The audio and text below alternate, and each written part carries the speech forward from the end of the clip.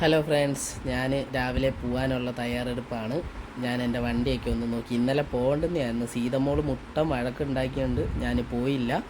എന്നെ ഇന്നും വിടത്തില്ല എന്നുള്ള മട്ടിൽ സീതമോൾ താക്കോലൊക്കെ കറക്കി എൻ്റെ കയ്യിൽ നിന്ന് ചാവിയൊക്കെ മേടിച്ച് നിൽക്കുകയാണ്. ഒരു വിധത്തിൽ അവളെ സമാധാനപ്പെടുത്തി ഞാൻ പോകാനുള്ള തയ്യാറെടുപ്പ് നടത്തി. സിദ്ധുമോനെയൊക്കെ കണ്ടു, നമ്മുടെ ഇളയാളാണ്, അവനെ കണ്ടു.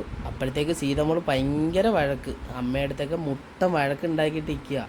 എന്നെ ഇന്ന് വിടില്ല വിടില്ല വിടില്ല എന്നുള്ള രീതിയിൽ ഞാൻ അവസാനം അവളെയും കൊണ്ട് ഒരു റൈഡ് പോയി ഒന്ന് സെറ്റാക്കി 2 ഐസ്ക്രീമൊക്കെ മേടിച്ചു കൊടുത്ത് വന്ന് ഞാൻ അമ്മയടുത്ത് കൊണ്ടാക്കിയപ്പോൾ അവളൊന്ന് ഓക്കെ ആയി. ഞാൻ ഉടനെ വീട്ടിൽ നിന്ന് ഇറങ്ങി പോയി. ഏറ്റുമാനൂരെത്തിയപ്പോൾ ഒരു നാരങ്ങ വെള്ളമൊക്കെ കുടിച്ചു.